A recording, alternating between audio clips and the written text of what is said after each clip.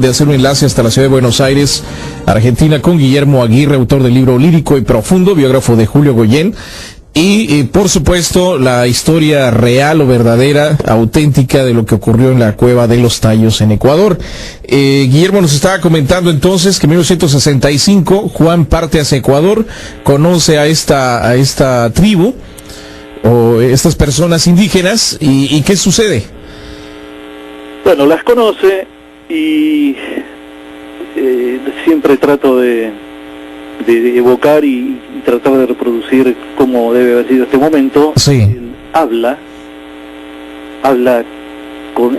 digamos en forma bien inteligible. Ajá. En magiar. Él se dirige en una lengua muerta al cacique de la tribu, Wow. el cual le responde en la misma lengua. Oh, sí, ¿se entendieron? Perfectamente. Entonces, esto es uno de los grandes episodios, uno de los grandes capítulos, Increíble. cierto, desconocido generalmente, Claro. de Juan Morix. Pero también es importantísimo, porque toda esta relación que yo le vengo mencionando a Víctor tiene un correlato. Claro.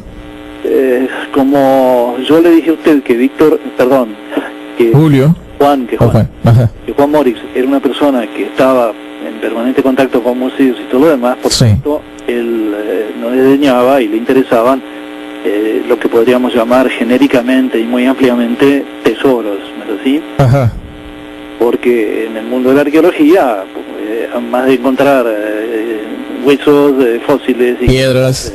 o lo que fuera, Ajá. y flechas, usted sabe bien que de pronto se encuentran auténticos tesoros, ¿no? Claro. Metales preciosos, piedras y lo que fuera. Y Morix estaba familiarizado con ese tema. Sí, sí, sí. Entonces, él le pregunta a los caciques, a los jefes, si conocían algún sitio por allí, qué es lo que hubiera hecho cualquier persona, porque en tren de exploración, él como mínimo hubiera seguido los pasos de tantos que anduvieron por allí desde la época de la conquista española, Claro. desde todos orígenes, que procuraban por todos los medios encontrar dónde estaban ocultos los tesoros cuya evidencia era notoria, porque los veían, los tocaban, eran tangibles, ¿no? Sí, pues el famoso... Lo que nunca nadie pudo detectar, Ajá. descubrir, era dónde estaban guardados, dónde están guardados. Continúan estos tesoros.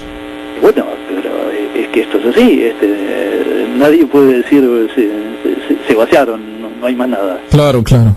Bueno, en algún lugar tenían que estar. Entonces, conducido o autorizado en todo caso por estos salasacas, por estos magiares o como usted acepte que se llamaban, Ajá.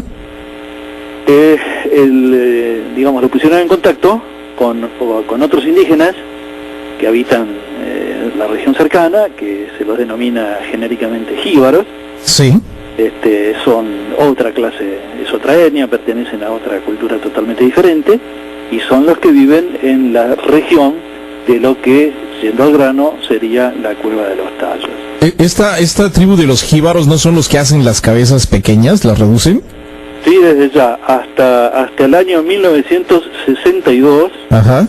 se conocía, hay infinitos ejemplos de estas cabezas en los museos de ciencias naturales. Ajá. En Ecuador, por supuesto, tenían las mismas costumbres de tribus de las antípodas del mundo, ¿no? Los indígenas de Borneo hacían lo mismo, cazadores de cabeza, cazaban con cerbatana, con dardos envenenados, parece que fueran primos hermanos, y es una curiosidad más. Claro. Y efectivamente eran cazadores y reducidores de cabezas. Dicen las autoridades del país, de Ecuador, que en el año 1962 fue el último año en que, digamos, se encontraron cabezas reducidas y que después, bueno, ya han habido políticas ahí de la nación, del país, en fin, en procura de que estas costumbres, digamos, no perduren, no perseveren. Ajá. Entonces, conoce a esta tribu.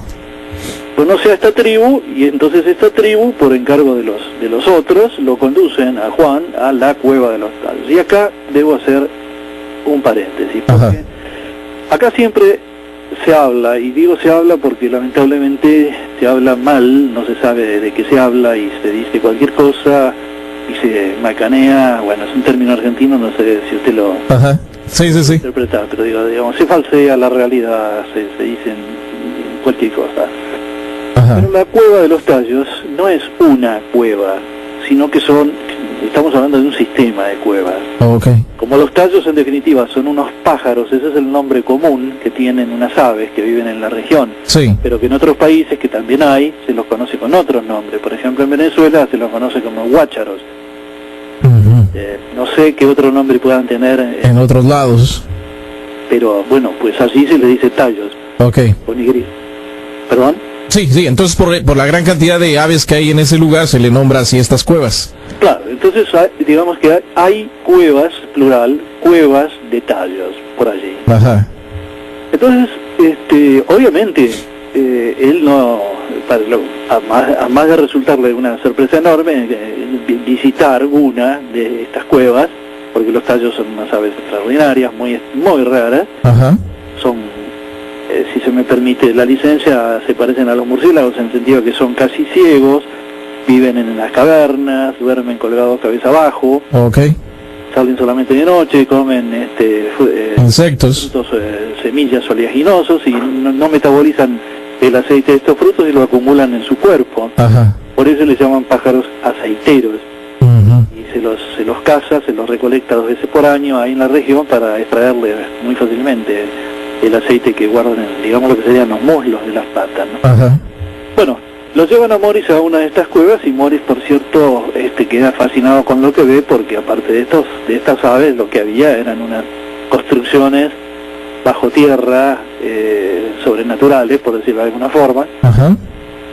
A 300 metros de profundidad hay construcciones de enormes bloques de piedra similares a las que hay en la superficie en las regiones,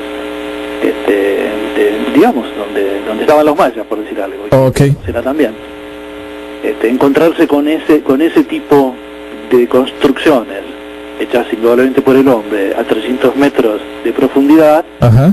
es para poner, digamos, que los pelos de punta cualquiera. Claro, imagínense, o sea, es como una ciudad subterránea, por decir así.